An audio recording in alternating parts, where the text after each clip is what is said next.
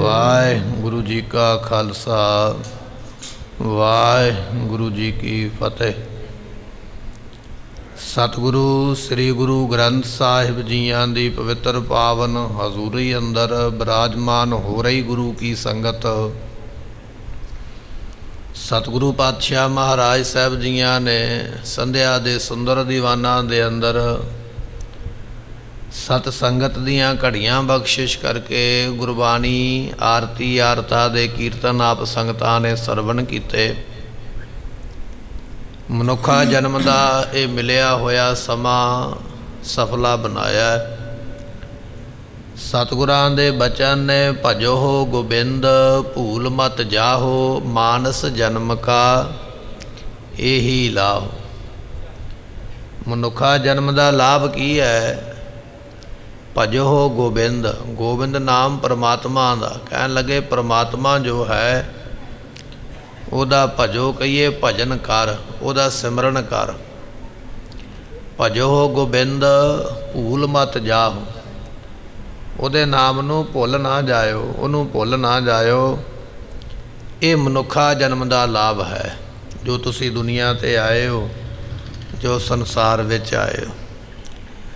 ਗੁਰੂ ਗੋਬਿੰਦ ਸਿੰਘ ਪਾਤਸ਼ਾਹ ਮਹਾਰਾਜ ਜੀ, ਜਿਨ੍ਹਾਂ ਦਾ ਬਚਪਨ ਦਾ ਨਾਮ ਗੋਬਿੰਦ ਰਾਏ ਸਾਹਿਬ ਹੈ, ਕਾਂਸ਼ੀਪੁਰੀ ਤੋਂ ਚੱਲ ਕੇ ਮਹਾਰਾਜ ਹਰਿਦੁਆਰ ਪਹੁੰਚੇ ਨੇ। ਇੱਥੇ ਕੀ ਕੌਤਕ ਹੋ ਰਹੇ ਨੇ, ਆਓ ਸਰਵਣ ਕਰੀਏ, ਮਿਲ ਕੇ ਆਖੀਏ ਸਤਨਾਮ ਸ੍ਰੀ ਵਾਹਿਗੁਰੂ ਸਾਹਿਬ ਜੀ। ਇਸ ਪ੍ਰਕਾਰ ਦਿਨ ਕਿਤਕ ਬਿਤਾਏ। ਇਸ ਤਰ੍ਹਾਂ ਮਹਾਰਾਜ ਜੀ ਹਰਿਦੁਆਰ ਪਹੁੰਚੇ, ਕੁਝ ਕੌਤਕ ਕੀਤੇ, ਸੰਗਤਾਂ ਮਿਲੀਆਂ। ਕੁਝ ਦਿਨ ਮਹਾਰਾਜ ਨੇ ਇੱਥੇ ਆਰਾਮ ਕੀਤਾ, ਕੁਝ ਦਿਨ ਇੱਥੇ ਪਾਤਸ਼ਾਹ ਟਿਕੇ ਹਨ। ਕਰਿਓ ਕੂਚ ਪੁਨ ਪੰਥ ਸਿਧਾਏ। ਫਿਰ ਇੱਥੋਂ ਮਹਾਰਾਜ ਜੀ ਅੱਗੇ ਅਨੰਦਪੁਰ ਸਾਹਿਬ ਨੂੰ ਜਾਣ ਵਾਸਤੇ, ਚੱਲਣ ਵਾਸਤੇ ਤਕਰੀਬਨ 300 ਕਿਲੋਮੀਟਰ ਦਾ ਇਹ ਸਫ਼ਰ ਹੈ ਹਰਿਦੁਆਰ ਤੋਂ ਅਨੰਦਪੁਰ ਸਾਹਿਬ ਜੀ ਦਾ। ਇੱਥੋਂ ਅੱਗੇ ਚੱਲਣ ਵਾਸਤੇ ਤਿਆਰ ਹੋਏ ਹਨ। ਦੋਏ ਮਜਲ ਕਰ ਪਹੁੰਚੇ ਤਹਾਂ। ਸਤਿਗੁਰੂ ਪਾਤਸ਼ਾਹ ਮਹਾਰਾਜ ਜੀ ਨੇ 2 ਪੜਾਅ ਰਸਤੇ ਵਿੱਚ ਕੀਤੇ। ਦੋਵਾਂ ਥਾਵਾਂ ਤੇ ਰਾਤ ਨੂੰ ਰਹਿ ਕੇ ਸੂਰਜ ਸੁਤਾ ਪ੍ਰਭਾਤ ਜਹਾਂ। ਸੂਰਜ ਦੀ ਪੁੱਤਰੀ ਜਮਨਾ ਨੂੰ ਲਿਖਿਆ। ਵਿਦਵਾਨ ਕਹਿੰਦੇ ਨੇ ਵੀ ਜਿਹੜੀ ਜਮਨਾ ਹੈ ਨਾ, ਸੂਰਜ ਦੀ ਧੀ ਹੈ, ਸਪੁੱਤਰੀ ਹੈ। ਕਹਿੰਦੇ ਵੀ ਸੂਰਜ ਦੀ ਸਪੁੱਤਰੀ ਜੋ ਜਮਨਾ ਹੈ ਨਾ, ਮਹਾਰਾਜ ਚੱਲਦੇ ਚੱਲਦੇ ਉੱਥੇ ਪਹੁੰਚੇ ਹਨ। ਹਰ ਇਸ਼ਨਾਨ ਤਰਨੀ ਚੜ੍ਹ ਚਾਲੇ। ਇੱਥੇ ਮਹਾਰਾਜ ਨੇ ਜਮਨਾ ਦੇ ਵਿੱਚ ਜਮਨਾ ਨੂੰ ਪਾਰ ਕੀਤਾ ਹੈ। ਬੇੜੀਆਂ ਦੇ ਵਿੱਚ ਸਾਰਾ ਪਰਿਵਾਰ, ਸੰਗਤਾਂ, ਸਿੱਖ ਬੇੜੀਆਂ ਵਿੱਚ ਬੈਠੇ, ਕਿਸ਼ਤੀਆਂ ਵਿੱਚ ਬੈਠੇ ਤੇ ਜਮਨਾ ਤੋਂ ਪਾਰ ਹੋਏ ਹਨ।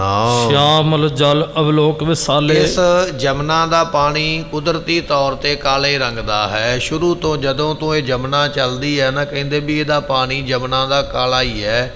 ਕਾਲੇ ਪਾਣੀ ਦੀ ਇਸ ਜਮਨਾ ਨੂੰ ਆਖਿਆ ਜਾਂਦਾ ਹੈ। ਜਬ ਉਰਾਰ ਉਤਰੇ ਗੁਰ ਆਏ। ਸਤਿਗੁਰੂ ਪਾਤਸ਼ਾਹ ਮਹਾਰਾਜ ਜੀ ਇਸ ਜਮਨਾ ਨੂੰ ਬੇੜੀਆਂ ਦੇ ਰਾਹੀਂ, ਕਿਸ਼ਤੀਆਂ ਦੇ ਰਾਹੀਂ ਮਹਾਰਾਜ ਜਦੋਂ ਇੱਕ ਕਿਨਾਰੇ ਤੋਂ ਦੂਜੇ ਕਿਨਾਰੇ ਤੇ ਮਹਾਰਾਜ ਆਏ ਹਨ।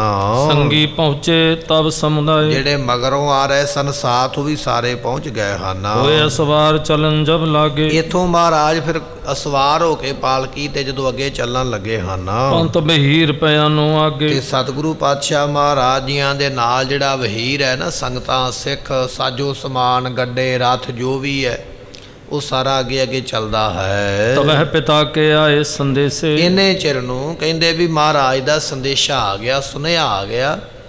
ਕਵੀ ਸੰਤੋਖ ਸਿੰਘ ਜੀਆਂ ਨੇ ਜੋ ਇਹ ਕਥਾ ਪ੍ਰਸੰਗ ਲਿਖੇ ਨਾ, ਆਪਾਂ ਸਰਵਣ ਕਰਦੇ ਹਾਂ, ਜਿਹੜੀ ਸੰਗਤ ਰੋਜ਼ ਸਰਵਣ ਕਰਦੀ ਹੈ।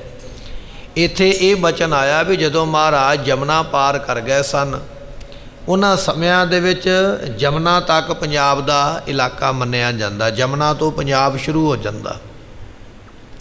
ਜਦੋਂ ਮਹਾਰਾਜ ਨੇ ਜਮਨਾ ਨੂੰ ਪਾਰ ਕੀਤਾ ਤੇ ਕਹਿਣ ਲੱਗੇ, ਉਸ ਵੇਲੇ ਸਤਿਗੁਰੂ ਤੇਗ ਬਹਾਦਰ ਮਹਾਰਾਜ ਜੀਆਂ ਦਾ ਸੁਨੇਹਾ ਮਿਲ ਗਿਆ। ਇੱਧਰੋਂ ਸਿੱਖ ਕੋਈ ਚਲਾ ਗਿਆ ਸੁਨੇਹਾ ਲੈ ਕੇ। ਜਦੋਂ ਸਿੱਖ ਗਿਆ ਸੁਨੇਹਾ ਲੈ ਕੇ, ਤੇ ਉਸ ਵੇਲੇ ਇਹ ਸੁਨੇਹਾ ਪ੍ਰਾਪਤ ਹੋਇਆ ਹੈ। ਜੇ ਜਬ ਦਿੱਲੀ ਪ੍ਰਵੇਸ਼। ਤੇ ਉਹ ਉਦੋਂ ਸੁਨੇਹਾ ਭੇਜਿਆ ਸੀ ਜਦੋਂ ਮਹਾਰਾਜ ਦਿੱਲੀ ਗਏ ਸਨ।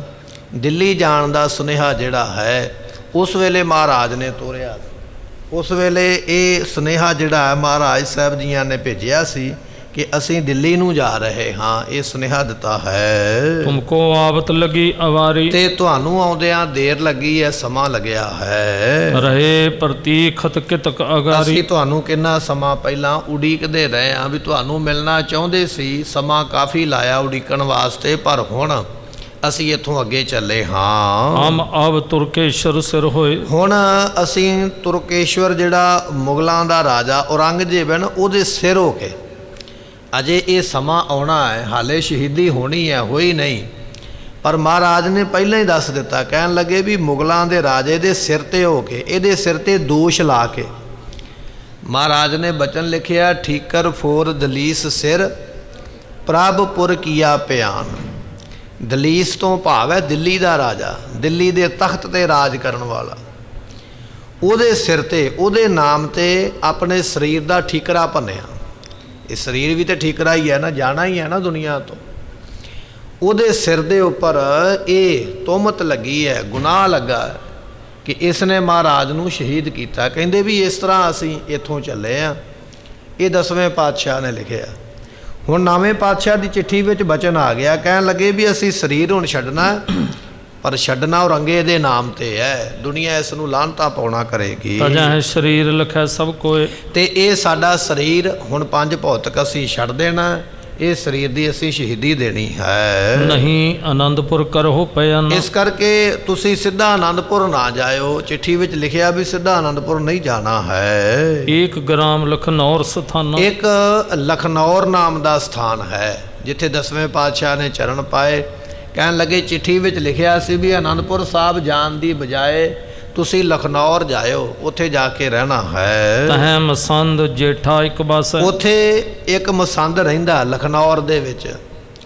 ਮਸੰਦ ਦਾ ਨਾਮ ਹੈ ਜੇਠਾ, ਜੇਠੇ ਨਾਮ ਦਾ ਮਸੰਦ ਉੱਥੇ ਪ੍ਰਬੰਧ ਕਰਦਾ ਹੈ ਲਖਨੌਰ ਦੇ ਵਿੱਚ। ਉਹ ਗੁਰੂ ਘਰ ਦਾ ਜਿਹੜਾ ਸੇਵਾਦਾਰ ਜਾਂ ਕਹਿ ਲਈਏ ਜਥੇਦਾਰ ਹੈ। ਇਸ ਆਵਾਸ ਮੈਂ ਕਰੋ ਨਿਵਾਸ ਹੈ, ਤੇ ਤੁਸੀਂ ਉਹਦੇ ਘਰ ਜਾ ਕੇ ਜਾਂ ਉਹਦੇ ਕੋਲ ਜਾ ਕੇ ਨਿਵਾਸ ਕਰੋ। ਚਿੱਠੀ ਜਿਹੜੀ ਆਈ ਹੈ ਨਾ 9ਵੇਂ ਪਾਤਸ਼ਾਹ ਦੀ, ਉਹਦੇ ਵਿੱਚ ਲਿਖਿਆ ਉਹਨਾਂ ਨੇ ਗੋਬਿੰਦ ਰਾਏ ਸਾਹਿਬ ਜੀਆਂ ਨੂੰ ਵੀ ਆਨੰਦਪੁਰ ਸਾਹਿਬ ਨਾ ਹਾਲੇ ਜਾਇਓ, ਪਹਿਲਾਂ ਲਖਨੌਰ ਜਾਇਓ। ਉਹ ਜਿਹੜਾ ਜੇਠਾ ਮਸੰਦ ਹੈ ਉੱਥੇ ਜਾ ਕੇ ਰਹਿਣਾ ਕਰੋ।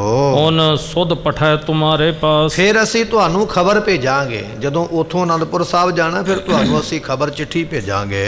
ਤਬ ਆਨੰਦਪੁਰ ਕਰੋ ਨਿਵਾਸ, ਫਿਰ ਤੁਸੀਂ ਆਨੰਦਪੁਰ ਸਾਹਿਬ ਜਾਣਾ। ਜਿੰਨਾ ਚਿਰ ਸਾਡੀ ਦੂਜੀ ਚਿੱਠੀ ਨਹੀਂ ਆਵੇਗੀ ਤੁਸੀਂ ਇੱਥੇ ਰਹਿਣਾ ਹੈ। ਤਾਵਤ ਵਸੋ ਗ੍ਰਾਮ ਤੇ ਸਮਾਈ, ਉਹਨਾਂ ਚਿਰ ਤੁਸੀਂ ਸਾਰਿਆਂ ਨੇ ਇੱਥੇ ਜਿਹੜਾ ਲਖਨੌਰ ਨਾਮ ਦਾ ਸਥਾਨ ਹੈ ਇੱਥੇ ਰਹਿਣਾ ਹੈ। ਆਗੇ ਗਮਨ ਕਰੋ ਕਿਮ ਨਾਹੀ, ਅੱਗੇ ਨਹੀਂ ਜਾਣਾ ਜਿੰਨਾ ਚਿਰ ਅਸੀਂ ਨਹੀਂ ਨਾ ਕਹਿੰਦੇ।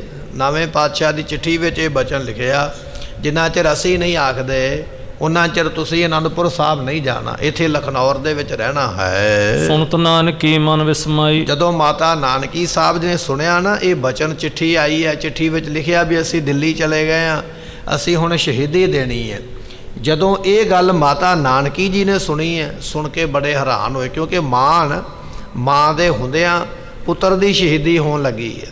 ਆਪਣੇ ਪੁੱਤਰ ਦੀ ਸ਼ਹੀਦੀ ਸੁਣ ਕੇ ਮਾਤਾ ਜੀ ਬੜੇ ਹੈਰਾਨ ਹੋਏ ਹਨ। ਗੁਜਰੀ ਦ੍ਰਿਗ ਅੰਸੂ ਢਰੇ ਆਈ, ਕਹਿਣ ਲੱਗੇ ਮਾਤਾ ਗੁਜਰੀ ਜੀਆਂ ਨੇ ਜਦੋਂ ਸੁਣਿਆ ਵੀ ਸਾਡਾ ਪਤੀ ਜੋ ਹੈ ਸ਼ਹੀਦੀ ਦੇਣ ਵਾਸਤੇ ਦਿੱਲੀ ਪਹੁੰਚ ਗਿਆ, ਕਹਿਣ ਲੱਗੇ ਮਾਤਾ ਗੁਜਰੀ ਜੀਆਂ ਦੇ ਨੇਤਰਾਂ ਵਿੱਚ ਵੀ ਕਹਿੰਦੇ ਵਿਰਾਗ ਦਾ ਜਲ ਆਇਆ ਹੈ। ਸੰਕਟ ਬੜੋ ਭਾਏ ਭਰ ਸਵਾਸਾ, ਸਾਰੇ ਪਰਿਵਾਰ ਨੂੰ ਬੜਾ ਸੰਕਟ ਮਹਿਸੂਸ ਹੋਇਆ, ਬੜਾ ਦੁੱਖ ਮਹਿਸੂਸ ਹੋਇਆ ਵੀ ਇਹ ਸਾਨੂੰ ਕਿਸ ਤਰ੍ਹਾਂ ਦਾ ਇਹ ਸਮਾਂ, ਇਹ ਦੁੱਖ ਮਿਲਣ ਲੱਗਾ ਹੈ। ਬਿਨਸਿਓ ਤੂਰਨ ਹੁਤੋ ਹੁਲਾਸਾ, ਤੇ ਕਹਿਣ ਲੱਗੇ ਵੀ ਇਹ ਬਿਨਸਿਓ ਤੂਰਨ ਹੁਤੋ ਹੁਲਾਸਾ, ਜਿਹੜਾ ਪਹਿਲਾਂ ਖੁਸ਼ੀ ਸੀ ਨਾ ਪਰਿਵਾਰ ਨੂੰ, 10ਵੇਂ ਪਾਤਸ਼ਾਹ ਦੇ ਨਾਲ ਪਰਿਵਾਰ ਜਿਹੜਾ ਹੈ ਪਟਨਾ ਸਾਹਿਬ ਦੀ ਧਰਤੀ ਤੋਂ ਆਨੰਦਪੁਰ ਸਾਹਿਬ ਨੂੰ ਆ ਰਿਹਾ, ਬੜਾ ਖੁਸ਼ ਹੈ, ਬੜਾ ਚਾਅ ਹੈ ਸਾਰੇ ਪਰਿਵਾਰ ਨੂੰ ਵੀ ਅਸੀਂ ਪੰਜਾਬ ਚੱਲੇ ਹਾਂ, ਆਪਣੇ ਘਰ ਚੱਲੇ ਹਾਂ, ਆਪਣੇ ਪਿੰਡ ਚੱਲੇ ਹਾਂ।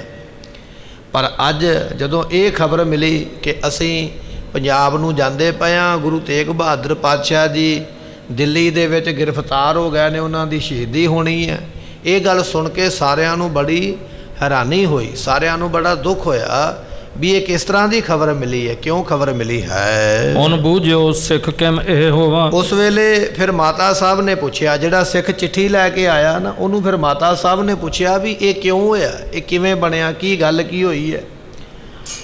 ਕਵੀ ਸੰਤੋਖ ਸਿੰਘ ਦੇ ਮੁਤਾਬਕ ਮਾਤਾ ਸਾਹਿਬ ਉਸ ਵੇਲੇ ਆਨੰਦਪੁਰ ਸਾਹਿਬ ਨਹੀਂ ਸਨ, ਮਾਤਾ ਗੁਜਰੀ ਜੀ ਜਾਂ ਗੁਰੂ ਗੋਬਿੰਦ ਸਿੰਘ ਪਾਤਸ਼ਾਹ ਆਨੰਦਪੁਰ ਸਾਹਿਬ ਨਹੀਂ ਸਨ। ਜਦੋਂ ਮਹਾਰਾਜ ਅਨੰਦਪੁਰ ਸਾਹਿਬ ਤੋਂ ਚੱਲੇ ਸ਼ਹੀਦੀ ਦੇਣ ਵਾਸਤੇ। ਪਰ ਹੋਰ ਵਿਦਵਾਨਾਂ ਨੇ ਇਸ ਤਰ੍ਹਾਂ ਲਿਖਿਆ ਕਿ ਸਤਿਗੁਰੂ ਪਾਤਸ਼ਾਹ ਮਹਾਰਾਜ ਜੀ ਉਦੋਂ ਪਟਨਾ ਸਾਹਿਬ ਤੋਂ ਆ ਗਏ ਸਨ ਅਤੇ ਅਨੰਦਪੁਰ ਸਾਹਿਬ ਦੇ ਵਿੱਚ ਰਹਿੰਦੇ ਸਨ। ਜਦੋਂ ਉਹ ਪੰਡਤ ਆਏ ਨੇ ਉਹਨਾਂ ਨੇ ਆਖਿਆ ਮਹਾਰਾਜ ਸਾਡਾ ਧਰਮ ਔਰੰਗਜ਼ੇਬ ਬਾਦਸ਼ਾਹ ਨਸ਼ਟ ਕਰਦਾ ਪਿਆ, ਆਪ ਜੀ ਕਿਰਪਾ ਕਰਕੇ ਬਚਾਓ। ਅਤੇ ਉਸ ਵੇਲੇ ਦੀਵਾਨ ਦੇ ਵਿੱਚ ਸਾਰੀ ਸੰਗਤ ਬੈਠੀ ਬੜੇ ਉਦਾਸ ਨੇ ਸਾਰੇ। ਇੰਨੇ ਚਿਰ ਨੂੰ ਗੋਬਿੰਦ ਰਾਏ ਜੀ ਬਾਹਰੋਂ ਆਏ, ਆਪਣੇ ਪਿਤਾ ਨੂੰ ਆ ਕੇ ਪੁੱਛਦੇ ਵੀ ਇਹ ਲੋਕ ਉਦਾਸ ਕਿਉਂ ਨੇ, ਕਾਰਨ ਕੀ ਹੈ। ਅਤੇ ਉਹਨਾਂ ਨੇ ਦੱਸਿਆ ਪੁੱਤਰ ਜੀ ਇਹਨਾਂ ਦਾ ਧਰਮ ਜਿਹੜਾ ਹੈ ਨਾ ਔਰੰਗਜ਼ੇਬ ਬਾਦਸ਼ਾਹ ਖਤਮ ਕਰਨਾ ਚਾਹੁੰਦਾ, ਮੁਕਾਉਣਾ ਚਾਹੁੰਦਾ। ਫਿਰ ਪਿਤਾ ਜੀ ਧਰਮ ਬਚੇਗਾ ਕਿਵੇਂ। ਅਤੇ ਗੁਰੂ ਤੇਗ ਬਹਾਦਰ ਪਾਤਸ਼ਾਹ ਕਹਿੰਦੇ ਕੋਈ ਮਹਾਂਪੁਰਖ, ਕੋਈ ਜਪੀ ਤਪੀ, ਕੋਈ ਬੰਦਗੀ ਵਾਲਾ, ਕੋਈ ਸਿਮਰਨ ਵਾਲਾ ਸ਼ਹੀਦੀ ਦੇਵੇ, ਬਲੀਦਾਨ ਦੇਵੇ ਤਾਂ ਧਰਮ ਬਚ ਸਕਦਾ। ਜਦੋਂ ਇਹ ਬਚਨ ਗੁਰੂ ਤੇਗ ਬਹਾਦਰ ਪਾਤਸ਼ਾਹ ਨੇ ਆਖੇ, ਕਹਿਣ ਲੱਗੇ ਉਸ ਵੇਲੇ ਗੋਬਿੰਦ ਰਾਏ ਸਾਹਿਬ ਜੀਆਂ ਦੇ ਮੁਖੋਂ ਬਚਨ ਨਿਕਲਿਆ, ਕਹਿਣ ਲੱਗੇ ਪਿਤਾ ਜੀ ਫਿਰ ਤੁਹਾਡੇ ਵਰਗਾ ਸੰਤ ਹੋਰ ਕੌਣ ਹੋ ਸਕਦਾ, ਤੁਹਾਡੇ ਵਰਗਾ ਸਾਧੂ ਕੌਣ ਹੋ ਸਕਦਾ, ਫਿਰ ਆਪ ਜੀ ਕੁਰਬਾਨੀ ਕਰੋ। ਇਹ ਬਚਨ ਫਿਰ ਗੁਰੂ ਗੋਬਿੰਦ ਸਿੰਘ ਮਹਾਰਾਜ ਨੇ ਅਨੰਦਪੁਰ ਸਾਹਿਬ ਦੀ ਧਰਤੀ 'ਤੇ 9 ਸਾਲ ਦੀ ਉਮਰ ਵਿੱਚ ਆਖੇ ਸਨ। ਆਪਣੇ ਪੁੱਤਰ ਦੀ ਇਹ ਗੱਲ ਸੁਣ ਕੇ ਫਿਰ ਮਹਾਰਾਜ ਤੁਰੇ ਸਨ। ਫਿਰ ਉਹਨਾਂ ਪੰਡਤਾਂ ਨੂੰ ਆਖਿਆ ਵੀ ਜਾਓ ਹੁਣ ਔਰੰਗਜ਼ੇਬ ਨੂੰ ਕਹਿ ਦਿਓ ਵੀ ਸਾਨੂੰ ਮੁਸਲਮਾਨ ਕਰੇ, ਜੇ ਅਸੀਂ ਮੁਸਲਮਾਨ ਹੋਵਾਂਗੇ ਬਾਕੀ ਸਾਰੇ ਹੋ ਜਾਣਗੇ, ਜੇ ਅਸੀਂ ਨਹੀਂ ਹੋਵਾਂਗੇ ਤਾਂ ਬਾਕੀਆਂ ਨੂੰ ਜ਼ਬਰਦਸਤੀ ਨਹੀਂ ਬਣਾਇਆ ਜਾਏਗਾ। ਇਹ ਬਚਨ ਆਪਣੇ ਪੁੱਤਰ ਦੇ ਚੜ੍ਹਦੀ ਕਲਾ ਦੇ ਸੁਣ ਕੇ ਤਾਂ ਨਵੇਂ ਪਾਤਸ਼ਾਹ ਨੇ ਆਖੇ ਸਨ। ਵਿਦਵਾਨਾਂ ਨੇ ਇਸ ਤਰ੍ਹਾਂ ਇਤਿਹਾਸ ਵਿੱਚ ਜ਼ਿਕਰ ਕੀਤਾ ਵੀ ਮਹਾਰਾਜ ਅਨੰਦਪੁਰ ਸਾਹਿਬ ਹੀ ਸਨ। ਪਰ ਇੱਥੇ ਭਾਈ ਸੰਤੋਖ ਸਿੰਘ ਜੀ ਲਿਖਦੇ ਪਏ ਵੀ ਮਹਾਰਾਜ ਹਾਲੇ ਅਨੰਦਪੁਰ ਸਾਹਿਬ ਪਹੁੰਚੇ ਨਹੀਂ ਸਨ। ਰਸਤੇ ਵਿੱਚ ਹੀ ਸੁਨੇਹਾ ਮਿਲਿਆ, ਚਿੱਠੀ ਮਿਲੀ ਹੈ ਵੀ ਅਸੀਂ ਦਿੱਲੀ ਚਲੇ ਗਏ ਹਾਂ, ਉੱਥੇ ਅਸੀਂ ਕੁਰਬਾਨੀ ਕਰਨੀ ਹੈ, ਸ਼ਹੀਦੀ ਕਰਨੀ ਹੈ। ਇਹ ਗੱਲ ਸੁਣ ਕੇ ਮਾਤਾ ਸਾਹਿਬ ਦੇ ਸਮੇਤ ਜਿੰਨਾ ਪਰਿਵਾਰ ਹੈ ਬੜਾ ਚਿੰਤਾ ਵਿੱਚ ਹੋਇਆ ਹੈ। ਇਸ ਬਿਦ ਮੈਂ ਸਤਿਗੁਰ ਕੋ ਜੋਵਾਂ। ਕਹਿਣ ਲੱਗੇ ਵੀ ਉਸ ਵੇਲੇ ਮਾਤਾ ਸਾਹਿਬ ਨੇ ਪੁੱਛਿਆ, ਉਹ ਜਿਹੜਾ ਸਿੱਖ ਚਿੱਠੀ ਲੈ ਕੇ ਗਿਆ ਨਾ, ਮਾਤਾ ਸਾਹਿਬ ਨੇ ਪੁੱਛਿਆ, ਕਹਿੰਦੇ ਵੀ ਸਿੱਖਾ ਚਿੱਠੀ ਵਿੱਚ ਤੇ ਬਹੁਤਾ ਲੰਮਾ ਕੁਝ ਨਹੀਂ ਲਿਖਿਆ, ਪਰ ਤੂੰ ਮੂੰਹ ਜ਼ੁਬਾਨੀ ਬੋਲ ਕੇ ਦੱਸ ਵੀ ਇਹ ਗੱਲ ਕਿਵੇਂ ਹੋਈ, ਕੀ ਹੋਇਆ, ਕਿਉਂ ਦਿੱਲੀ ਗਏ, ਕਿਉਂ ਸ਼ਹੀਦੀ ਦੀ ਇਹ ਗੱਲ ਹੋਈ ਹੈ। ਸਰਬ ਬਿਰਤਾਂਤ ਸੁਣਾਵੋ ਹਮੇ। ਸਾਨੂੰ ਸਾਰਾ ਉਹ ਬਿਰਤਾਂਤ, ਉਹ ਸਾਰੀ ਗੱਲ ਦੱਸੋ ਵੀ ਹੋਇਆ ਕੀ ਹੈ, ਕਿਸ ਤਰ੍ਹਾਂ ਕੀ ਗੱਲ ਬਣੀ ਹੈ। ਦਰਸ਼ਨ ਕਰ ਤਿਆਗੇ ਕਿਹ ਸਮੇਂ। ਤੇ ਸਤਿਗੁਰਾਂ ਦੇ ਦਰਸ਼ਨ ਤੂੰ ਕਿੱਥੇ ਕੀਤੇ ਸਨ। ਜਿਹੜਾ ਸਿੱਖ ਚਿੱਠੀ ਲੈ ਕੇ ਆਇਆ ਨਾ, ਮਾਤਾ ਜੀ ਉਹਨੂੰ ਪੁੱਛਦੇ ਵੀ ਤੂੰ ਅਖੀਰਲੀ ਵਾਰੀ ਕਿੱਥੋਂ ਦਰਸ਼ਨ ਕੀਤੇ, ਤੂੰ ਕਿੱਥੋਂ ਚੱਲ ਕੇ ਆਇਆ, ਜਿੱਥੋਂ ਤੱਕ ਤੂੰ ਨਾਲ ਗਿਆ ਸਾਨੂੰ ਉੱਥੋਂ ਤੱਕ ਸਾਰੀ ਗੱਲ ਦੱਸਣਾ ਕਰ। ਜੁਗ ਮਾਤਾ ਸੁਤ ਢਿੱਗ ਹੋਏ ਤੀਨ। ਕਹਿਣ ਲੱਗੇ ਵੀ ਮਾਤਾ ਸਾਹਿਬ, ਮਾਤਾ ਨਾਨਕੀ ਜੀ ਅਤੇ ਮਾਤਾ ਗੁਜਰੀ ਜੀ ਦੋਨੇ ਬੈਠੇ ਸਨ, ਨਾਲ ਹੀ ਉਹਨਾਂ ਦੇ ਸਾਹਿਬ ਗੋਬਿੰਦ ਰਾਏ ਸਾਹਿਬ ਬੈਠੇ, ਤਿੰਨੇ ਜਾਣੇ ਬੈਠੇ ਹੋਏ। ਇਹਨਾਂ ਤਿੰਨਾਂ ਜਾਣਿਆਂ ਨੂੰ ਬੈਠਿਆਂ ਵੇਖ ਕੇ ਫਿਰ ਉਸ ਵੇਲੇ ਸਿੱਖ ਨੇ ਸ਼ੋਰ ਪ੍ਰਸੰਗ ਕਹਿ ਤੇ ਜਿਹੜਾ ਸਿੱਖ ਹੈ ਨਾ ਉਹਨੇ ਸਾਰਾ ਖੋਲ ਕੇ ਜੋ ਜਿਵੇਂ ਜਿਵੇਂ ਹੋਇਆ, ਜਿਵੇਂ ਮਹਾਰਾਜ ਅਨੰਦਪੁਰ ਸਾਹਿਬ ਸਨ, ਜਿਵੇਂ ਚਿੱਠੀ ਆਈ ਔਰੰਗਜ਼ੇਬ ਦੀ, ਅਨੰਦਪੁਰ ਸਾਹਿਬ ਤੋਂ ਚੱਲ ਕੇ ਕਿਵੇਂ ਆਗਰੇ ਪਹੁੰਚੇ, ਆਗਰੇ ਤੋਂ ਕਿਵੇਂ ਗ੍ਰਿਫਤਾਰੀ ਹੋਈ, ਉਹ ਸਾਰੀ ਗੱਲ ਖੋਲ ਕੇ ਸਿੱਖ ਨੇ ਉਸ ਵੇਲੇ ਪਰਿਵਾਰ ਨੂੰ ਸੁਣਾਈ ਹੈ। ਜਿਮ ਕਸ਼ਮੀਰ ਵਿਪਰ ਗਨ ਆਏ। ਉਸਨੇ ਦੱਸਿਆ, ਕਹਿਣ ਲੱਗਾ ਮਾਤਾ ਜੀ ਕਿ ਅਨੰਦਪੁਰ ਸਾਹਿਬ ਰਹਿੰਦੇ ਆ, ਕਸ਼ਮੀਰ ਦੇ ਕੁਝ ਪੰਡਤ ਚੱਲ ਕੇ ਆਏ ਹਨ। ਐਦੀ ਜਿਮ ਤੁਰਕੇਸ਼ ਪਠਾਏ। ਕਿਉਂਕਿ ਉਹ ਜਿਹੜੇ ਪੰਡਤ ਨੇ ਸਤਿਗੁਰਾਂ ਕੋਲ ਆਏ, ਇੱਧਰੋਂ ਔਰੰਗਜ਼ੇਬ ਨੇ ਆਪਣੇ ਕੁਝ ਐਦੀਏ ਭੇਜੇ। ਐਦੀਏ ਉਹ ਹੁੰਦੇ ਨੇ ਜਿਹੜੇ ਸਰਕਾਰੀ ਫਰਮਾਨ ਲੈ ਕੇ ਆਉਂਦੇ, ਸੁਨੇਹਾ ਲੈ ਕੇ ਆਉਂਦੇ। ਆਪਾਂ ਅੱਜ ਕਹਿ ਸਕਦੇ ਜਿਵੇਂ ਸੰਮਣ ਆ ਜਾਂਦੇ ਕੋਰਟ ਦੇ ਵਿੱਚੋਂ, ਇਸ ਤਰ੍ਹਾਂ ਉਹ ਔਰੰਗਜ਼ੇਬ ਦੇ ਬੰਦੇ ਆਏ ਹਨ। ਸੈਫਾਬਾਦ ਚੁਮਾਸਾ ਬਾਸੇ। ਤੇ ਸਤਿਗੁਰਾਂ ਨੇ ਉਹਨਾਂ ਨੂੰ ਆਖਿਆ ਵੀ ਤੁਸੀਂ ਜਾਓ ਤੇ ਅਸੀਂ ਆਵਾਂਗੇ, ਆਪਣੇ ਆਪ ਤੁਹਾਨੂੰ ਆ ਕੇ ਮਿਲਾਂਗੇ। ਇਸ ਤਰ੍ਹਾਂ ਕਹਿ ਕੇ ਮਹਾਰਾਜ ਅਨੰਦਪੁਰ ਸਾਹਿਬ ਤੋਂ ਚੱਲੇ। ਆਪ ਸੰਗਤਾਂ ਨੇ ਇਤਿਹਾਸ ਪਹਿਲਾਂ ਸੁਣਿਆ ਹੋਇਆ ਵੀ ਅਨੰਦਪੁਰ ਸਾਹਿਬ ਤੋਂ ਚੱਲ ਕੇ ਸੈਫਾਬਾਦ ਪਹੁੰਚੇ, ਜਿਹਨੂੰ ਅੱਜ ਕੱਲ੍ਹ ਆਪਾਂ ਪਟਿਆਲਾ ਕਹਿੰਦੇ ਆ ਨਾ, ਪਟਿਆਲੇ ਗੁਰਦੁਆਰਾ ਸਾਹਿਬ ਬਣਿਆ। ਮਹਾਰਾਜ ਇੱਥੇ ਪਹੁੰਚੇ ਤੇ ਸਾਰੀ ਗਰਮੀ ਇੱਥੇ ਰਹਿ। ਸਾਉਣ ਤੇ ਭਾਦਰੋਂ ਦਾ ਮਹੀਨਾ ਬਰਸਾਤ ਵਾਲਾ ਹੁੰਦਾ, ਇਹ ਮਹੀਨੇ ਮਹਾਰਾਜ ਇੱਥੇ ਰਹਿ ਸਨ ਸੈਫਾਬਾਦ ਦੀ ਧਰਤੀ 'ਤੇ। ਇੱਥੋਂ ਫਿਰ ਮਹਾਰਾਜ ਅੱਗੇ ਚੱਲੇ। ਉਹ ਜਿਵੇਂ ਜਿਵੇਂ ਗੱਲ ਹੋਈ ਹੈ ਸਿੱਖ ਉਵੇਂ ਉਵੇਂ ਦੱਸਦਾ ਪਿਆ ਵੀ ਕਿਵੇਂ ਚੱਲੇ ਹਨ। ਫੌਜਤ ਫੌਜ ਫਿਰੀ ਚੌਂ ਪਾਸੇ। ਮਾਤਾ ਸਾਹਿਬ ਜੀ ਜਦੋਂ ਸਤਿਗੁਰੂ ਸੈਫਾਬਾਦ ਤੋਂ ਚੱਲੇ ਆਗਰੇ ਨੂੰ, ਇਧਰੋਂ ਸਤਿਗੁਰਾਂ ਦੀ ਭਾਲ ਸ਼ੁਰੂ ਹੋ ਗਈ। ਗੁਰੂ ਤੇਗ ਬਹਾਦਰ ਪਾਤਸ਼ਾਹ ਨੂੰ ਲੱਭਣ ਵਾਸਤੇ ਥਾਵਾਂ ਥਾਵਾਂ ਤੇ ਸਿਪਾਹੀ ਜਿਹੜੇ ਔਰੰਗਜ਼ੇਬ ਦੇ ਫਿਰਦੇ ਹਨ। ਆਪ ਆਗਰੇ ਕੋ ਪੁਨ ਗਏ। ਆਪ ਸਤਿਗੁਰੂ ਪਾਤਸ਼ਾਹ ਜੀ ਪਟਿਆਲੇ ਤੋਂ ਸੈਫਾਬਾਦ ਤੋਂ ਚੱਲ ਕੇ ਫਿਰ ਆਗਰੇ ਪਹੁੰਚ ਗਏ ਹਨ। ਤੁਰਕਨ ਕੇ ਵਾਸਤੇ ਠਾਂ ਭਏ। ਤੇ ਉੱਥੇ ਜਾ ਕੇ ਫਿਰ ਇਹਨਾਂ ਤੁਰਕਾਂ ਦੀ ਸੇਵਾ ਵਾਸਤੇ ਹੋਏ। ਉੱਥੇ ਜਾ ਕੇ ਭਾਵ ਉਹਨਾਂ ਨੇ ਗ੍ਰਿਫਤਾਰੀ ਦਿੱਤੀ ਹੈ। ਇਸ ਤਰ੍ਹਾਂ ਜਿਹੜਾ ਸਿੱਖ ਹੈ ਮਾਤਾ ਜੀ ਨੂੰ ਦੱਸਦਾ ਹੈ। ਦਿੱਲੀ ਤੇ ਮੜਚਮ ਚੜਾਈ। ਫਿਰ ਔਰੰਗਜ਼ੇਬ ਨੇ 12,000 ਸਿਪਾਹੀ, ਗੁਰੂ ਤੇਗ ਬਹਾਦਰ ਪਾਤਸ਼ਾਹ ਦੇ ਨਾਲ 5 ਸਿੱਖ ਸਨ ਤੇ ਗੁਰੂ ਤੇਗ ਬਹਾਦਰ ਪਾਤਸ਼ਾਹ ਦੇ ਸਮੇਤ 6 ਜਾਣੇ ਸਨ। 6 ਜਾਣਿਆਂ ਨੂੰ ਲਿਆਉਣ ਵਾਸਤੇ ਔਰੰਗਜ਼ੇਬ ਨੇ 12,000 ਫੌਜ ਆਪਣੀ ਭੇਜੀ ਵੀ ਜਾਓ ਜਾ ਕੇ ਆਗਰੇ ਤੋਂ ਮਹਾਰਾਜ ਨੂੰ ਦਿੱਲੀ ਲਿਆਉਣਾ ਕਰੋ। ਅਧਿਕ ਸੁਚੇਤੀ ਕਰ ਲਿਆ। ਤੇ ਬੜੀ ਸਾਵਧਾਨੀ ਦੇ ਨਾਲ ਔਰੰਗਜ਼ੇਬ ਦੀ ਫੌਜ ਸਤਿਗੁਰਾਂ ਨੂੰ ਦਿੱਲੀ ਤੋਂ ਲੈ ਕੇ ਆਗਰੇ ਤੋਂ ਦਿੱਲੀ ਪਹੁੰਚੀ ਹੈ। ਮੁਖ ਪ੍ਰਸੰਨ ਮੁਝ ਸੰਗ ਬਖਾਨਾ। ਤੇ ਸਤਿਗੁਰੂ ਪਾਤਸ਼ਾਹ ਇਸ ਵੇਲੇ ਖੁਸ਼ ਨੇ। ਮਾਤਾ ਨੇ ਪੁੱਛਿਆ ਵੀ ਸਾਡੇ ਪੁੱਤਰ ਦਾ ਕੀ ਹਾਲ ਹੈ। ਚਲੋ ਗ੍ਰਿਫਤਾਰੀ ਦਾ ਤੇ ਪਤਾ ਲੱਗ ਗਿਆ। ਸਿੱਖ ਕਹਿਣ ਲੱਗਾ ਮਾਤਾ ਜੀ ਸਤਿਗੁਰੂ ਬੜੇ ਖੁਸ਼ ਨੇ, ਬੜੇ ਪ੍ਰਸੰਨ ਹੋ ਕੇ, ਬੜੇ ਖੁਸ਼ ਹੋ ਕੇ ਸਤਿਗੁਰਾਂ ਨੇ ਮੈਨੂੰ ਇਸ ਤਰ੍ਹਾਂ ਆਖਿਆ ਹੈ। ਮਗ ਮੈਂ ਮਿਲੋ ਜਾਏ ਕਿਸ ਥਾਨਾ। ਸਾਨੂੰ ਆਖਿਆ ਮਹਾਰਾਜ ਸਾਹਿਬ ਜੀ ਨੇ ਸਿੱਖਾ ਆ ਸਾਡੀ ਚਿੱਠੀ ਲੈ ਜਾ ਤੇ ਜਾ ਕੇ ਰਸਤੇ ਦੇ ਵਿੱਚ ਜਿੱਥੇ ਸਾਡਾ ਪਰਿਵਾਰ ਤੈਨੂੰ ਰਸਤੇ ਵਿੱਚ ਆਉਂਦਿਆਂ ਮਿਲੇ ਉੱਥੇ ਜਾ ਕੇ ਸਾਡੇ ਪਰਿਵਾਰ ਨੂੰ ਮਿਲਣਾ ਕਰੋ। ਨਹੀਂ ਪੱਤਰਵਾ ਲਿਖਵੇ ਭਈ। ਸੋ ਇਸ ਤਰ੍ਹਾਂ ਕਹਿਣ ਲੱਗੇ ਵੀ ਸਤਿਗੁਰੂ ਪਾਤਸ਼ਾਹ ਮਹਾਰਾਜ ਸਾਹਿਬ ਜੀਆਂ ਨੇ ਬਹੁਤੀ ਲੰਮੀ ਗੱਲ ਨਹੀਂ ਲਿਖੀ ਹੈ। ਬਾਕਨ ਸਾਥ ਖਬਰ ਪਠ ਦਈ। ਮੈਂ ਤੁਹਾਨੂੰ ਬੋਲ ਕੇ ਕੁਝ ਸ਼ਬਦ ਉਹਨਾਂ ਨੇ ਲਿਖ ਦਿੱਤੇ ਚਿੱਠੀ ਵਿੱਚ ਵੀ ਆ ਗੱਲ ਹੋਈ ਹੈ ਤੇ ਕੁਝ ਜਿਹੜੀਆਂ ਗੱਲਾਂ ਸਨ ਸਿੱਖ ਨੇ ਆਪਣੇ ਕੋਲੋਂ ਬੋਲ ਕੇ ਹੀ ਦੱਸ ਦਿੱਤੀਆਂ। ਮਹਾਰਾਜ ਨੇ ਬੋਲ ਕੇ ਹੀ ਕਹਿ ਦਿੱਤਾ ਵੀ ਸਿੱਖਾ ਤੈਨੂੰ ਸਾਰਾ ਕੁਝ ਪਤਾ, ਜੋ ਕੁਝ ਤੈਨੂੰ ਪਤਾ ਉਹ ਜਾ ਕੇ ਪਰਿਵਾਰ ਨੂੰ ਦੱਸ ਦੇ। ਤੇ ਮਹਾਰਾਜ ਨੂੰ ਇਹ ਦੱਸਦਾ ਪਿਆ ਮਾਤਾ ਨੂੰ ਆ ਕੇ ਸਿੱਖ ਵੀ ਤੁਹਾਨੂੰ ਸਾਰੀ ਗੱਲ ਮੈਂ ਦੱਸ ਦਿੱਤੀ ਹੈ। ਸਾਸੂ ਨੁਖਾ ਚਿੰਤ ਬਸ ਭਾਰੀ। ਜਦੋਂ ਇਹ ਬਚਨ ਸੁਣੇ ਮਾਤਾ ਨਾਨਕੀ ਜੀ, ਮਾਤਾ ਗੁਜਰੀ ਜੀ ਬੜੀ ਚਿੰਤਾ ਵਿੱਚ ਪੈ ਗਏ, ਬੜੇ ਫਿਕਰ ਵਿੱਚ ਪੈ ਗਏ ਵੀ ਇਹ ਕਿਸ ਤਰ੍ਹਾਂ ਦੀ ਖਬਰ ਸਾਨੂੰ ਮਿਲੀ ਹੈ। ਇਹ ਪ੍ਰਭ ਕਹਾਂ ਕਰੀ ਗਤ ਨਿਆਰੀ। ਉਸ ਵੇਲੇ ਪ੍ਰਮਾਤਮਾ ਦੇ ਅੱਗੇ ਅਰਦਾਸ ਕੀਤੀ ਹੈ, ਪ੍ਰਮਾਤਮਾ ਐ ਅਕਾਲ ਪੁਰਖ ਇਹ ਕੀ ਤੂੰ ਭਾਣਾ ਵਰਤਾਇਆ ਹੈ, ਇਹ ਕੀ ਤੂੰ ਕੌਤਕ ਵਰਤਾਇਆ ਹੈ, ਇਹ ਕੀ ਤੂੰ ਨਵੀਂ ਰਚਨਾ ਰਚੀ ਹੈ। ਇਸ ਤਰ੍ਹਾਂ ਅਰਦਾਸ ਕਰਦੇ ਹਨ।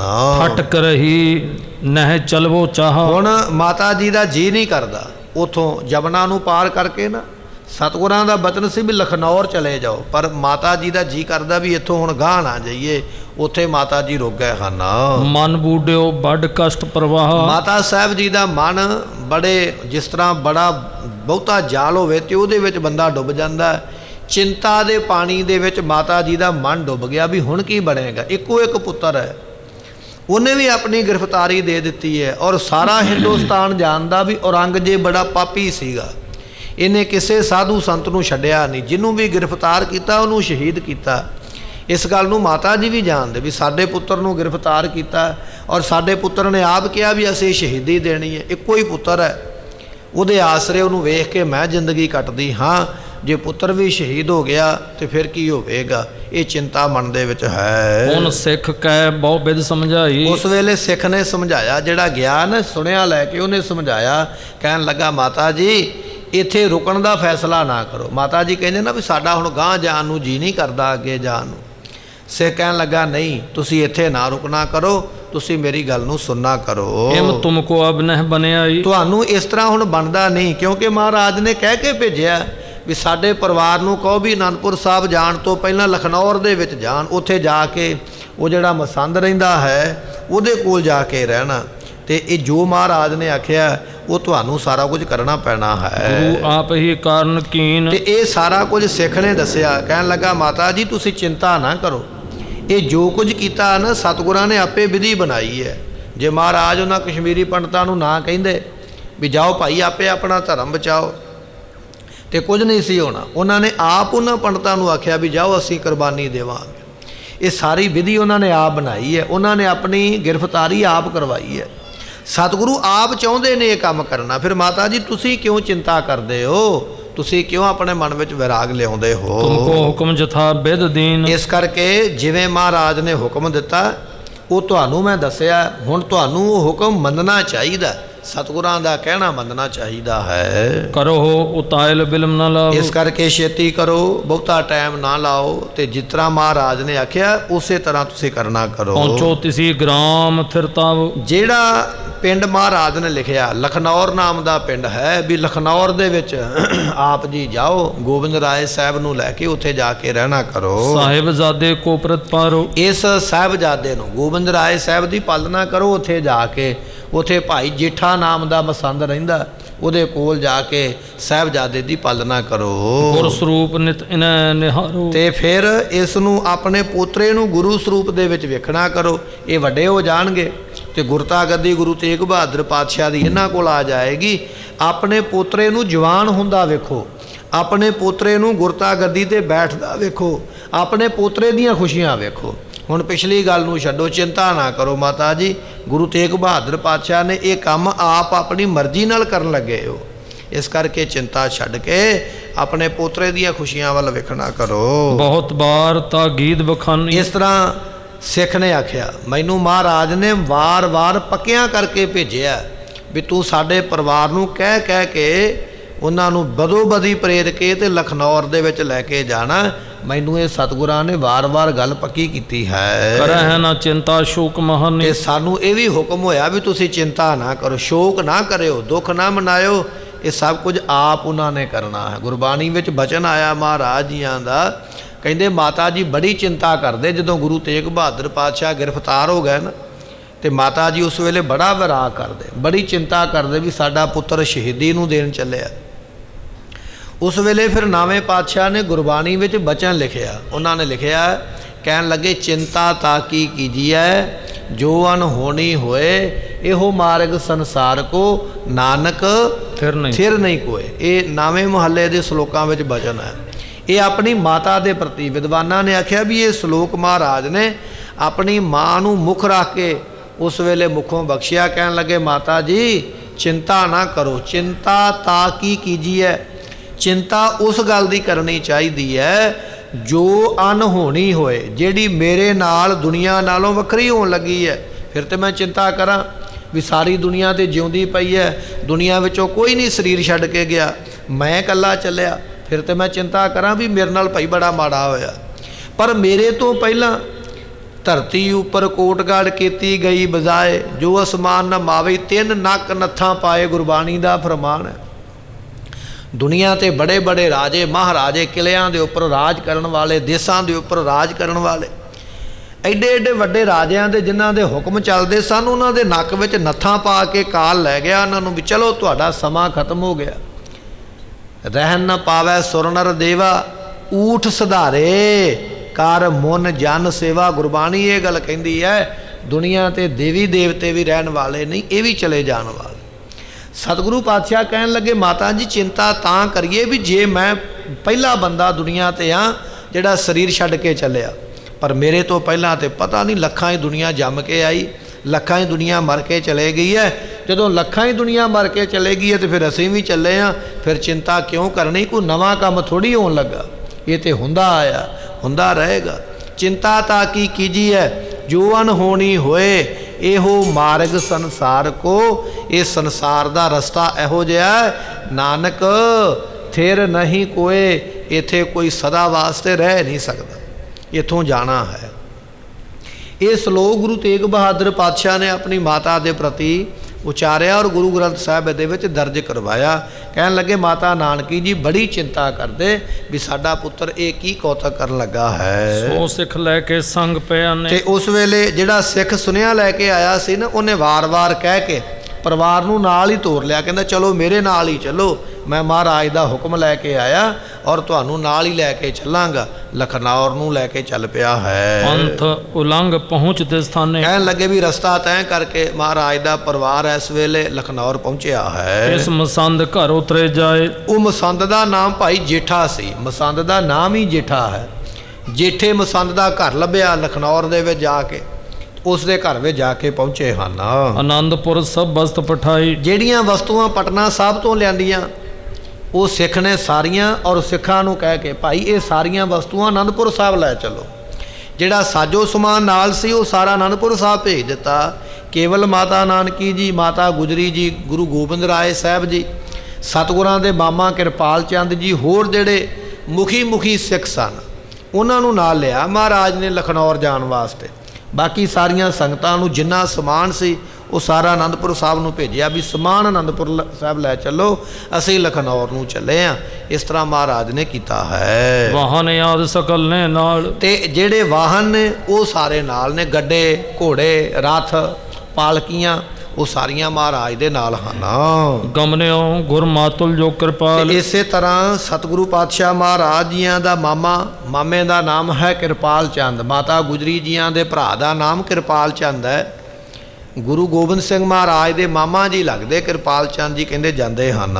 ਸਾਸ ਨੁਖਾ ਦੋਨੋਂ ਤਬ ਰਹੀ। ਉਸ ਵੇਲੇ ਸੱਸ ਕੌਣ ਹੈ? ਮਾਤਾ ਨਾਨਕੀ। ਤੇ ਨੌ ਕੌਣ ਹੈ? ਮਾਤਾ ਗੁਜਰੀ। ਇਹ ਦੋਨੇ ਨਾਲ ਹਨ। ਸੁਤ ਜੋਤ ਜਿਮ ਜਾਣੈ ਕੋ ਨਹੀਂ। ਇਸੇ ਤਰ੍ਹਾਂ ਆਪਣਾ ਪੁੱਤਰ ਸਾਹਿਬ ਗੋਬਿੰਦ ਰਾਏ ਸਾਹਿਬ ਜੀ ਜਿਵੇਂ ਕੋਈ ਜਾਣੇ ਨਾ। ਇਹ ਥੋੜਾ ਜਿਹਾ ਪਰਿਵਾਰ ਨਾ ਮੁੱਖ ਮੈਂਬਰ ਲਖਨੌਰ ਚੱਲੇ ਨੇ, ਬਾਕੀ ਸਾਰਾ ਜਿੰਨਾ ਸਾਜੋ ਸਮਾਨ ਸੀ, ਸੰਗਤਾਂ ਸਨ, ਸਾਰਿਆਂ ਨੂੰ ਆਨੰਦਪੁਰ ਸਾਹਿਬ ਭੇਜਿਆ ਹੈ। ਪੱਗ ਬੰਧਨ ਜੇਠਾ ਕਰ ਪ੍ਰੀਤ। ਜਦੋਂ ਪਹੁੰਚੇ ਲਖਨੌਰ, ਇੱਥੇ ਜੇਠਾ ਜਿਹੜਾ ਨਾ ਮਸੰਦ, ਉਹਨੇ ਮਹਾਰਾਜ ਦੇ ਚਰਨਾਂ ਤੇ ਮੱਥਾ ਟੇਕਿਆ। ਸੇਵਤ ਸਰਵਰੀਤ ਕਰਨੀ। ਸਾਰੇ ਤਰੀਕਿਆਂ ਦੇ ਨਾਲ ਜੇਠੇ ਨੇ ਸੇਵਾ ਕੀਤੀ ਹੈ। ਨੈ ਕੋ ਜਾਣ ਸਕਿਓ ਇਤ ਦੇਸ਼। ਪਰ ਕਿਸੇ ਨੂੰ ਪਤਾ ਨਹੀਂ ਲੱਗਾ, ਕਿਸੇ ਨੂੰ ਇਹ ਖਬਰ ਨਹੀਂ ਮਿਲੀ ਵੀ ਮਹਾਰਾਜ ਦਾ ਪਰਿਵਾਰ ਜਿਹੜਾ ਲਖਨੌਰ ਪਹੁੰਚਿਆ ਹੈ, ਕਿਉਂਕਿ ਪਰਿਵਾਰ ਦੇ ਥੋੜੇ ਮੈਂਬਰ ਹੀ ਉੱਥੇ ਗਏ। ਇਹ ਸਾਰੀ ਕਾਰਵਾਈ ਗੁਪਤ ਰੂਪ ਦੇ ਵਿੱਚ ਹੋਈ, ਪਤਾ ਨਾ ਲੱਗੇ ਕਿਸੇ ਨੂੰ। ਇਸ ਤਰ੍ਹਾਂ ਪਹੁੰਚੇ ਹਨ। ਮਿਲ ਬਾਲਨ ਮੈਂ ਖਿਲਤ ਹਮੇਸ਼। ਉੱਥੇ ਨਿੱਕੇ ਨਿੱਕੇ ਬੱਚੇ ਸਨ ਤੇ ਮਹਾਰਾਜ ਦੀ ਉਮਰ ਵੀ ਹਾਲੇ 7-8 ਸਾਲ ਦੀ ਹੈ। ਆਪਣੇ ਹਾਣੀ ਵੇਖ ਕੇ, ਬੱਚੇ ਵੇਖ ਕੇ ਗੋਬਿੰਦ ਰਾਏ ਸਾਹਿਬ ਜੀ ਉਹਨਾਂ ਬੱਚਿਆਂ ਦੇ ਨਾਲ ਖੇਡਦੇ ਹਨ। ਦਿਨ ਪ੍ਰਤ ਵਧੈ ਸਰੀਰ ਵਿਸਾਲੈ। ਇਹ ਸਤਿਗੁਰਾਂ ਦਾ ਸਰੀਰ ਵੱਧਦਾ ਪਿਆ, ਜਵਾਨ ਹੁੰਦੇ ਪਏ, ਗੱਭਰੂ ਹੁੰਦੇ ਪਏ ਮਹਾਰਾਜ ਦਿਨਾਂ ਪ੍ਰਤੀ ਹਰ ਰੋਜ਼। ਸ਼ਤਰਨ ਘਨੇ ਘਰਨ ਜੋ ਘਾਲੈ। ਕਹਿਣ ਲੱਗੇ ਵੀ ਇੱਥੇ ਜਿਹੜੇ ਸ਼ਤਰੂ ਨੇ, ਸ਼ਤਰੂ ਤੋਂ ਭਾਵ ਹੁੰਦਾ ਇਹਨਾਂ ਨੇ ਸ਼ਤਰੂਆਂ ਨੂੰ ਨਾਸ ਕਰਨਾ ਵੱਡੇ ਹੋ ਕੇ। ਐਸਾ ਸਰੀਰ ਮਹਾਰਾਜ ਜੀਆਂ ਦਾ ਵੱਧਦਾ ਪਿਆ ਹੈ। ਔਰ ਕਥਾ ਬਸਵੇ ਲਖਨੌਰ। ਕਹਿਣ ਲੱਗੇ ਵੀ ਹੁਣ ਲਖਨੌਰ ਦੀ ਕਥਾ ਜਿਹੜੀ ਹੈ ਨਾ, ਜਿੱਥੇ ਗੋਬਿੰਦ ਰਾਏ ਸਾਹਿਬ ਜੀ ਰਹਿ ਨੇ, ਕਹਿੰਦੇ ਇਹ ਜੋ ਕਥਾ ਹੈ, ਕਹੂੰ ਫੇਰ ਜਾਉ ਅਵਸਰ ਠਾਓ। ਇਹ ਮੈਂ ਕਥਾ ਤੁਹਾਨੂੰ ਬਾਅਦ ਵਿੱਚ ਸੁਣਾਵਾਂਗਾ। ਇਹ ਕਥਾ ਨੂੰ ਇੱਥੇ ਰੋਕਣ ਲੱਗੇ ਆ।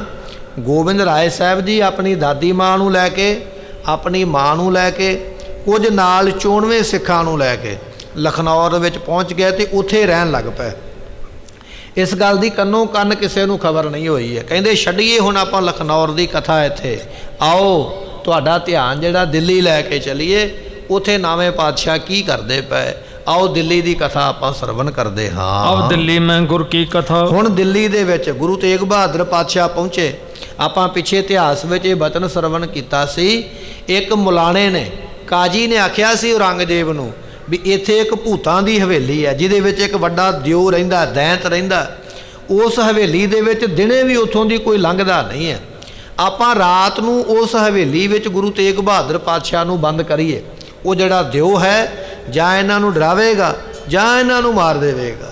ਜੇ ਡਰ ਜਾਣਗੇ ਅਸੀਂ ਇਹਨਾਂ ਨੂੰ ਮੁਸਲਮਾਨ ਬਣਾਵਾਂਗੇ, ਜੇ ਉਹ ਮਾਰ ਦੇਵੇਗਾ ਤੇ ਸਾਡੇ ਰਾਹ ਦਾ ਰੋੜਾ ਖਤਮ ਹੋ ਜਾਏਗਾ। ਇਸ ਤਰ੍ਹਾਂ ਕਹਿ ਕੇ ਉਹ ਕਾਜੀ ਨੇ ਔਰੰਗਜ਼ੇਬ ਨੂੰ ਸਿਖਾਇਆ ਤੇ ਔਰੰਗਜ਼ੇਬ ਨੇ ਗੁਰੂ ਤੇਗ ਬਹਾਦਰ ਪਾਤਸ਼ਾਹ ਨੂੰ ਉਸ ਪ੍ਰੇਤ ਵਾਲੀ ਹਵੇਲੀ ਵਿੱਚ ਭੇਜਿਆ ਵੀ ਉੱਥੇ ਰਾਤ ਰੱਖਣਾ। ਔਰੰਗਜ਼ੇਬ ਨੇ ਇਹ ਵੀ ਹੁਕਮ ਕੀਤਾ ਵੀ ਉਸ ਹਵੇਲੀ ਦੇ ਵਿੱਚ ਇਕੱਲੇ ਗੁਰੂ ਤੇਗ ਬਹਾਦਰ ਪਾਤਸ਼ਾਹ ਨੂੰ ਰੱਖਣਾ।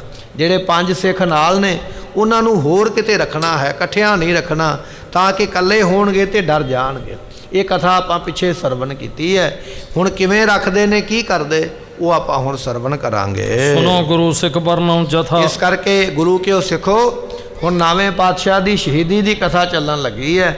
ਜਿਵੇਂ ਜਿਵੇਂ ਸ਼ਹੀਦੀ ਹੋਈ, ਕੀ ਉੱਥੇ ਹੋਇਆ, ਉਹ ਸਾਰਾ ਕੁਝ ਆਪਾਂ ਹੁਣ ਸਰਵਣ ਕਰਦੇ ਹਾਂ। ਸੈਨ ਸਮੇਤ ਜਬੈ ਚਲੇ ਆਏ। ਜਦੋਂ ਸਤਿਗੁਰੂ ਤੇਗ ਬਹਾਦਰ ਪਾਤਸ਼ਾਹ ਮਹਾਰਾਜ ਜੀ 12,000 ਦੀ ਫੌਜ ਆਗਰੇ ਤੋਂ ਮਹਾਰਾਜ ਨੂੰ ਗ੍ਰਿਫਤਾਰ ਕਰਕੇ ਦਿੱਲੀ ਵਿੱਚ ਲੈ ਕੇ ਆਈ ਹੈ। ਦੇਖਣ ਹੇਤ ਬ੍ਰਿੰਦ ਉਮੰਡਾਏ। ਕਹਿਣ ਲੱਗੇ ਦਿੱਲੀ ਦੇ ਵਿੱਚ ਢੰਡੋਰਾ ਪਿੱਟਿਆ ਗਿਆ। ਦਿੱਲੀ ਦੇ ਵਿੱਚ ਉਸ ਵੇਲੇ ਕਹਿ ਕੇ ਨਾ ਚੌਂਕੀਦਾਰਾਂ ਨੂੰ ਸਾਰੀ ਦਿੱਲੀ ਵਿੱਚ ਢੰਡੋਰਾ ਲਾਇਆ ਗਿਆ। ਅਨਾਉਂਸਮੈਂਟ ਕੀਤੀ ਗਈ, ਕਾਹਦੇ ਵਾਸਤੇ, ਵੀ ਗੁਰੂ ਤੇਗ ਬਹਾਦਰ ਪਾਤਸ਼ਾਹ ਨੂੰ ਅਸੀਂ ਗ੍ਰਿਫਤਾਰ ਕਰ ਲਿਆ ਹੈ, ਹੁਣ ਇਹਨਾਂ ਦੀ ਅਸੀਂ ਪੁੱਛ ਪੜਤਾਲ ਕਰਾਂਗੇ। ਇਹ ਖਬਰ ਸੁਣ ਕੇ ਜਿੰਨੀਆਂ ਦਿੱਲੀ ਦੀਆਂ ਸੰਗਤਾਂ, ਨੇੜੇ ਇਲਾਕੇ ਦੀਆਂ ਸੰਗਤਾਂ ਸਾਰੀਆਂ ਦਿੱਲੀ ਵਿੱਚ ਇਕੱਠੀਆਂ ਹੋ ਗਈਆਂ। ਜਿਵੇਂ ਕੋਈ ਬਹੁਤਾ ਮੇਲਾ ਲੱਗ ਗਿਆ ਹੋਵੇ, ਜਿਵੇਂ ਸਾਰੇ ਜਾਣੇ ਕੁਝ ਵੇਖਣਾ ਚਾਹੁੰਦੇ, ਨਵਾਂ ਹੁੰਦਾ। ਕਹਿਣ ਲੱਗੇ ਬੜੇ ਲੋਕ ਦਿੱਲੀ ਵਿੱਚ ਇਕੱਠੇ ਹੋਏ ਹਨ। ਦੋਹਰਾ ਦਿੱਲੀ ਮੈਂ ਤਿਸ ਘਰ ਵਿਖੇ ਰਹਿ ਦੇਵ ਜਿਸ ਮਾਹੇ। ਆਪਾਂ ਬਚਨ ਸਰਵਣ ਕਰ ਰਹੇ। ਮਹਾਰਾਜ ਉਸ ਹਵੇਲੀ ਵਿੱਚ ਰਹੇ ਨੇ ਰਾਤ ਜਿਹੜੀ ਹਵੇਲੀ ਕਹਿੰਦੇ ਦੈਂਤ ਦੀ ਹੈ। ਇੱਥੇ ਇੱਕ ਪ੍ਰੇਤ ਰਹਿੰਦਾ ਹੈ। ਇਹਦੇ ਵਿੱਚ ਇੱਕ ਸਾਖੀ ਹੈ, ਉਹ ਆਪਾਂ ਨਿੱਕੀ ਜੀ ਸਰਵਨ ਕਰ ਲੈਂਦੇ 1 ਮਿੰਟ ਵਾਸਤੇ। ਕਹਿਣ ਲੱਗੇ ਹਵੇਲੀ ਦੋਨਾਂ ਭਰਾਵਾਂ ਨੇ ਬਣਾਈ ਹੈ ਮਿਹਨਤ ਕਰਕੇ, ਬੜਾ ਸੋਹਣਾ ਪੱਕੀ ਇੱਟ ਦਾ ਘਰ ਬਣਾਇਆ। ਜਦੋਂ ਹਵੇਲੀ ਤਿਆਰ ਹੋ ਗਈ ਨਾ, ਵੱਡੇ ਭਰਾ ਦੇ ਮਨ ਵਿੱਚ ਬੇਈਮਾਨੀ ਆ ਗਈ ਵੀ ਹਵੇਲੀ ਬਣਾਈ ਹੈ, ਅਸੀਂ ਦੋਨੇ ਭਰਾ ਵੰਡਾਂਗੇ ਤੇ ਅੱਧੀ ਅੱਧੀ ਆਵੇਗੀ, ਕਿਉਂ ਨਾ ਹੋਵੇ ਮੈਂ ਇਕੱਲਾ ਕਬਜ਼ਾ ਕਰ ਲਵਾਂ। ਉਹਨੇ ਸਾਰਿਆਂ ਵਿੱਚ ਰੌਲਾ ਪਾ ਦਿੱਤਾ ਵੀ ਹਵੇਲੀ ਮੈਂ ਬਣਾਈ ਹੈ, ਪੈਸਾ ਮੈਂ ਖਰਚਿਆ। ਜਿਹੜਾ ਛੋਟਾ ਭਰਾ ਸੀ ਉਹ ਥੋੜ੍ਹਾ ਕਮਜ਼ੋਰ ਹੈ। ਜਦੋਂ ਉਹਦਾ ਜ਼ੋਰ ਨਾ ਚੱਲਿਆ, ਉਹਨੇ ਰਿਸ਼ਤੇਦਾਰ ਇਕੱਠੇ ਕੀਤੇ, ਮਾਮੇ ਫੁੱਫੜ ਇਕੱਠੇ ਕਰ ਲਏ ਵੀ ਆਓ ਸਾਡਾ ਫੈਸਲਾ ਕਰਾਓ। ਰਿਸ਼ਤੇਦਾਰਾਂ ਨੇ ਵੀ ਵੱਡੇ ਭਰਾ ਨੂੰ ਸਮਝਾਇਆ। ਉਹ ਕਹਿਣ ਲੱਗਾ ਵੀ ਨਹੀਂ, ਪੈਸਾ ਤਾਂ ਮੈਂ ਹੀ ਲਾਇਆ, ਇਹ ਮੇਰੇ ਨਾਲ ਉੱਦਾਂ ਮਦਦ ਜ਼ਰੂਰ ਕਰਦਾ ਰਿਹਾ ਪਰ ਇਹਨੇ ਕੀਤਾ ਕੁਝ ਨਹੀਂ, ਪੈਸਾ ਮੈਂ ਲਾਇਆ। ਪੰਚਾਇਤ ਸੱਦ ਲਈ, ਪੰਚਾਇਤ ਨੂੰ ਬਿਠਾਇਆ ਗਿਆ ਵੀ ਫੈਸਲਾ ਕਰੋ ਭਾਈ ਇਹਨਾਂ ਦਾ। ਜਦੋਂ ਪੰਚਾਇਤ ਫੈਸਲਾ ਕਰਨ ਲੱਗੀ, ਵੱਡੇ ਭਰਾ ਨੇ ਕਹਿੰਦੇ ਸਹੁੰ ਖਾ ਲਈ। ਕਹਿਣ ਲੱਗਾ ਮੈਂ ਪੰਚਾਇਤ ਦੀ ਸਹੁੰ ਖਾ ਕੇ ਇਹ ਗੱਲ ਕਹਿੰਦਾ ਵੀ ਸਾਰੇ ਪੈਸੇ ਮੈਂ ਹੀ ਲਾਏ ਨੇ, ਹਵੇਲੀ ਮੇਰੀ ਹੈ। ਨਿੱਕਾ ਭਰਾ ਤੇ ਐਵੇਂ ਵਿੱਚ ਇਹਦੇ ਵੜਨਾ ਚਾਹੁੰਦਾ। ਹੁਣ ਜਦੋਂ ਸਹੁੰ ਹੀ ਖਾ ਲਈ ਤੇ ਕਹਿਣ ਲੱਗੇ ਪੰਚਾਇਤ ਨੇ ਫੈਸਲਾ ਵੱਡੇ ਦੇ ਹੱਕ ਵਿੱਚ ਕੀਤਾ ਵੀ ਹਵੇਲੀ ਵੱਡੇ ਦੀ ਹੈ। ਛੋਟੇ ਨੂੰ ਘਰੋਂ ਬਾਹਰ ਕੱਢ ਦਿੱਤਾ ਵੀ ਤੂੰ ਭਾਈ ਇਸ ਹਵੇਲੀ ਵਿੱਚੋਂ ਬਾਹਰ ਨਿਕਲ ਜਾ। ਹੁਣ ਦੁਨੀਆ ਵਿੱਚ ਸਦਾ ਤੇ ਰਹਿਣਾ ਨਹੀਂ। ਜਦੋਂ ਉਹ ਜਿਹਨੇ ਝੂਠੀ ਸਹੁੰ ਖਾਧੀ, ਜਦੋਂ ਉਹਦੇ ਮਰਨ ਦਾ ਸਮਾਂ ਆਇਆ ਨਾ, ਮੰਜੇ ਤੇ ਪਿਆ ਹੋਇਆ, ਜਾਨ ਨਿਕਲਣ ਲੱਗੀ ਹੈ, ਹਵੇਲੀ ਵਿੱਚ ਧਿਆਨ ਚਲਾ ਗਿਆ। ਮਨ ਵਿੱਚ ਸੋਚਦਾ ਐਸ ਹਵੇਲੀ ਵਾਸਤੇ ਮੈਂ ਝੂਠੀ ਸਹੁੰ ਖਾਧੀ ਸੀ ਪੰਚਾਇਤ ਦੀ, ਅੱਜ ਮੈਂ ਮਰ ਕੇ ਚੱਲਿਆ ਤੇ ਹਵੇਲੀ ਮੇਰੀ ਛੁੱਟ ਚੱਲੀ ਹੈ। ਜਦੋਂ ਇਹ ਖਿਆਲ ਆ ਗਿਆ, ਇੱਧਰੋਂ ਜਾਨ ਨਿਕਲ ਗਈ। ਜਾਨ ਨਿਕਲ ਗਈ, ਧਿਆਨ ਹਵੇਲੀ ਵਿੱਚ ਹੈ, ਉੱਥੇ ਹੀ ਪ੍ਰੇਤ ਬਣ ਕੇ ਫਿਰ ਰਹਿਣ ਲੱਗ ਪਿਆ। ਮਹਾਰਾਜ ਦਾ ਬਚਨ ਹੈ, ਅੰਤ ਕਾਲ ਜੋ ਮੰਦਰ ਸਿਮਰੈ ਐਸੀ ਚਿੰਤਾ ਮਹਿ ਜੇ ਮਰੈ, ਪ੍ਰੇਤ ਜੋਨ ਵੱਲ ਵੱਲ ਔਤਰੈ। ਗੁਰਬਾਣੀ ਇਹ ਫਰਮਾਉਂਦੀ ਹੈ ਵੀ ਜੇ ਮਰਨ ਵੇਲੇ ਤੈਨੂੰ ਘਰ ਦਾ ਚੇਤੇ ਆ ਗਿਆ ਨਾ ਵੀ ਮੇਰਾ ਘਰ ਬੜਾ ਵੱਡਾ, ਬੜਾ ਸੋਹਣਾ, ਬੜਾ ਚੰਗਾ, ਇਸ ਚਿੰਤਾ ਵਿੱਚ ਜੇ ਜਾਨ ਨਿਕਲ ਗਈ ਤੇ ਰੱਬ ਨੇ ਤੈਨੂੰ ਪ੍ਰੇਤ ਬਣਾ ਕੇ ਉੱਥੇ ਛੱਡਣਾ। ਆਪਾਂ ਵੇਖਦੇ ਹਾਂ ਕਈ ਘਰ ਬੜੇ ਸੁੰਨਸਾਨ ਪਏ ਹੋਏ, ਉੱਥੇ ਕੋਈ ਵਸ ਨਹੀਂ ਸਕਦਾ। ਜੇ ਕੋਈ ਰਹਿੰਦਾ ਉਹ ਬਿਮਾਰ ਹੋ ਜਾਂਦਾ, ਕੋਈ ਉਹਦਾ ਨੁਕਸਾਨ ਹੋ ਜਾਂਦਾ, ਉਹ ਉੱਥੇ ਕੋਈ ਪ੍ਰੇਤ ਬਣ ਕੇ ਬੈਠਾ ਹੋਇਆ ਜਿਹੜਾ ਉੱਥੋਂ ਜਾਣਾ ਨਹੀਂ ਚਾਹੁੰਦਾ। ਬੜੇ ਬੜੇ ਤਾਂਤਰਿਕ ਨੇ, ਮੰਤਰ ਪੜ੍ਹਨ ਵਾਲੇ, ਬੜਾ ਕੁਝ ਕਰਦੇ, ਘਰ ਦਾ ਬੰਧਾਨ ਕਰਦੇ, ਬੰਦਿਆਂ ਦਾ, ਪਰਿਵਾਰ ਦਾ ਬੰਧਨ ਕਰਦੇ। ਪਰ ਮਹਾਰਾਜ ਕਹਿਣ ਲੱਗੇ ਭਾਈ ਜਿਹਨੂੰ ਰੱਬ ਨੇ ਪ੍ਰੇਤ ਬਣਾ ਕੇ ਭੇਜਿਆ, ਉਹਦਾ ਧਿਆਨ ਹਵੇਲੀ ਵਿੱਚ, ਉੱਥੇ ਹੀ ਉਹ ਰਹਿੰਦਾ ਪਿਆ। ਇਹ ਜਿਹੜੀ ਹਵੇਲੀ ਦੀ ਆਪਾਂ ਕਥਾ ਸਰਵਣ ਕਰਦੇ ਪਏ, ਇਹ ਵੀ ਇਸੇ ਤਰ੍ਹਾਂ ਝੂਠੀ ਸਹੁੰ ਖਾ ਲਈ ਪੰਚਾਇਤ ਦੀ। ਕਦੇ ਝੂਠੀ ਸਹੁੰ ਨਹੀਂ ਖਾਣੀ ਚਾਹੀਦੀ। ਝੂਠੀ ਸਹੁੰ ਖਾਧੀ ਹੈ, ਪ੍ਰੇਤ ਬਣ ਕੇ ਉਸ ਹਵੇਲੀ ਵਿੱਚ ਆ ਕੇ ਬੈਠ ਗਿਆ। ਹੁਣ ਉੱਥੇ ਕਿਸੇ ਨੂੰ ਰਹਿਣ ਨਹੀਂ ਦਿੰਦਾ, ਲੋਕਾਂ ਨੂੰ ਡਰ ਦਿੰਦਾ। ਉਸ ਹਵੇਲੀ ਵਿੱਚ ਗੁਰੂ ਤੇਗ ਬਹਾਦਰ ਪਾਤਸ਼ਾਹ ਨੂੰ ਆਖਿਆ ਵੀ ਤੁਸੀਂ ਇੱਥੇ ਰਾਤ ਰਹਿਣਾ। ਭਾਵ ਇਹ ਸੀ ਵੀ ਪ੍ਰੇਤ ਇਹਨਾਂ ਨੂੰ ਤੰਗ ਕਰੇਗਾ ਤੇ ਇਹ ਫਿਰ ਸਾਡੇ ਤੋਂ ਮਾਫੀ ਮੰਗਣਗੇ। ਸਤਿਗੁਰੂ ਉਸ ਹਵੇਲੀ ਵਿੱਚ ਟਿਕੇ ਹਨ। ਜੋ ਹਠ ਕਰ ਨਰ ਤਹਿ ਬਸੈ, ਮਾਰਤ ਕੈ ਤਰਸਾ। ਭਾਈ ਸੰਤੋਖ ਸਿੰਘ ਜੀ ਕਹਿੰਦੇ ਵੀ ਜਿਹੜਾ ਬੰਦਾ ਉਸ ਹਵੇਲੀ ਵਿੱਚ ਟਿਕਦਾ ਨਾ ਜਾ ਕੇ, ਉਸ ਹਵੇਲੀ ਦਾ ਇਤਿਹਾਸ ਇਹ ਆ ਵੀ ਉਹ ਪ੍ਰੇਤ ਉਹਨੂੰ ਮਾਰ ਦਿੰਦਾ, ਔਰ ਮਾਰਦਾ ਵੀ ਬੜਾ ਡਰਾ ਡਰਾ ਕੇ ਹੈ। ਪਹਿਲਾਂ ਡਰਾ ਡਰਾ ਕੇ ਭਜਾਉਂਦਾ, ਫਿਰ ਤੜਫਾ ਤੜਫਾ ਕੇ ਉਹ ਜਿਹੜਾ ਪ੍ਰੇਤ ਹੈ ਉਹ ਮਾਰ ਦਿੰਦਾ ਜਿਹੜਾ ਉਹਦੀ ਹਵੇਲੀ ਵਿੱਚ ਜਾ ਕੇ ਰਵੇ। ਜਿਹਨੇ ਜਿਉਂਦਿਆਂ ਸਕੇ ਭਰਾ ਦੇ ਕੋਲੋਂ ਸਹੁੰ ਖਾ ਕੇ ਹਵੇਲੀ ਖੋਹ ਲਈ ਹੈ, ਉਹ ਉਹਨੂੰ ਪ੍ਰੇਤ ਬਣ ਕੇ ਥੋੜ੍ਹੀ ਕਿਸੇ ਨੂੰ ਰਹਿਣ ਦੇਵੇਗਾ। ਜਿਹੜਾ ਵੀ ਉੱਥੇ ਕੋਈ ਰੁਕਦਾ ਨਾ ਵੀ ਮੈਂ ਅੱਜ ਰਾਤ ਇੱਥੇ ਰਵਾਂਗਾ ਜਾਂ ਦਿਨੇ ਇਹਦੇ ਵਿੱਚ ਰਵਾਂਗਾ, ਕਹਿਣ ਲੱਗੇ ਉਹ ਪ੍ਰੇਤ ਉਹਨੂੰ ਮਾਰ ਦਿੰਦਾ। ਐਸਾ ਭਿਆਨਕ ਇਹ ਇੱਥੇ ਦਿਓ ਰਹਿੰਦਾ, ਇੱਕ ਪ੍ਰੇਤ ਰਹਿੰਦਾ ਹੈ। ਚੌਪਈ ਸਗਰੇ ਨਗਰ ਵਿਖੇ ਇਹ ਰੌਲਾ। ਇਹ ਰੌਲਾ ਸਾਰੀ ਦਿੱਲੀ ਵਿੱਚ ਪੈ ਗਿਆ ਵੀ ਔਰੰਗਜ਼ੇਬ ਬਾਦਸ਼ਾਹ ਕਹਿੰਦਾ ਵੀ ਗੁਰੂ ਤੇਗ ਬਹਾਦਰ ਪਾਤਸ਼ਾਹ ਜੀ ਤੁਸੀਂ ਉਸ ਹਵੇਲੀ ਵਿੱਚ ਰਹੋ ਜਿਹਦੇ ਵਿੱਚ ਪ੍ਰੇਤ ਰਹਿੰਦਾ। ਇਹ ਸਾਰੇ ਦਿੱਲੀ ਵਿੱਚ ਰੌਲਾ ਪੈ ਗਿਆ ਹੈ। ਨੈ ਪ੍ਰਵੇਸ਼ ਹੋਏ ਕੋ ਨਰ ਪੌਰਾ। ਲੋਕੀ ਉਸ ਵੇਲੇ ਸੋਚਦੇ, ਕਹਿਣ ਲੱਗੇ ਉਹ ਹਵੇਲੀ ਇੰਨੀ ਡਰਾਉਣੀ ਹੈ, ਕਿਸੇ ਬੰਦੇ ਦੀ ਹਿੰਮਤ ਨਹੀਂ ਪੈਂਦੀ ਵੀ ਉਸ ਹਵੇਲੀ ਦਾ ਦਰਵਾਜ਼ਾ ਲੰਘ ਕੇ ਕੋਈ ਅੰਦਰ ਚਲਾ ਜਾਵੇ। ਲੋਕ ਇੰਨਾ ਡਰਦੇ ਨੇ, ਹਵੇਲੀ ਦੇ ਅੰਦਰ ਪੈਰ ਰੱਖਣ ਨੂੰ ਤਿਆਰ ਕੋਈ ਨਹੀਂ। ਇਸ ਗੱਲ ਦਾ ਰੌਲਾ ਪੈ ਗਿਆ ਹੈ। ਪ੍ਰਾਸਤ ਸਕਲ ਰਹਿ ਨਰ ਬਾਹਰ। ਲੋਕ ਇੰਨੇ ਡਰਦੇ ਨੇ, ਜਿਹੜੀ ਗਲੀ ਉਸ ਹਵੇਲੀ ਨੂੰ ਜਾਂਦੀ ਹੈ ਨਾ, ਲੋਕ ਉਸ ਗਲੀ ਵਿੱਚੋਂ ਵੀ ਲੰਘਦੇ ਨਹੀਂ, ਉਸ ਰਾਹ ਵਿੱਚੋਂ ਲੰਘਦੇ ਨਹੀਂ। ਕਿਉਂ? ਕਿਤੇ ਪ੍ਰੇਤ ਮੈਨੂੰ ਜਾਂਦੇ ਨੂੰ ਨਾ ਫੜ ਲਵੇ। ਲੋਕ ਇੰਨਾ ਡਰਦੇ, ਹਵੇਲੀ ਦੇ ਵਿੱਚ ਜਾਣਾ ਤੇ ਦੂਰ ਦੀ ਗੱਲ ਹੈ, ਕਹਿਣ ਲੱਗੇ ਉਸ ਹਵੇਲੀ ਵਿੱਚੋਂ ਦੀ ਲੰਘਣਾ, ਇਹ ਵੀ ਲੋਕ ਡਰਦੇ, ਉੱਥੋਂ ਲੰਘਦੇ ਨਹੀਂ ਹਨ। ਦਿਨ ਮੈਂ ਪੀਣਾ ਨਿਕਟ ਹੋਏ ਜਾਹਰ। ਕਹਿਣ ਲੱਗੇ ਵੀ ਰਾਤ ਨੂੰ ਤੇ ਗੁਰਮੁਖੋ ਦੂਰ ਦੀ ਗੱਲ ਹੈ। ਅੱਜ ਵੀ ਸਮਾਂ ਇਹੋ ਜਿਹਾ, ਲੋਕ ਸ਼ਮਸ਼ਾਨ ਦੇ ਕੋਲੋਂ ਲੰਘਣਾ ਠੀਕ ਨਹੀਂ ਸਮਝਦੇ, ਕਬਰਸਤਾਨ ਦੇ ਕੋਲੋਂ ਲੰਘਣਾ ਠੀਕ ਨਹੀਂ ਸਮਝਦੇ। ਲੋਕ ਡਰਦੇ ਨੇ ਵੀ ਸਾਨੂੰ ਕੋਈ ਪ੍ਰੇਤ ਭੂਤ ਚੰਬੜ ਨਾ ਜਾਵੇ।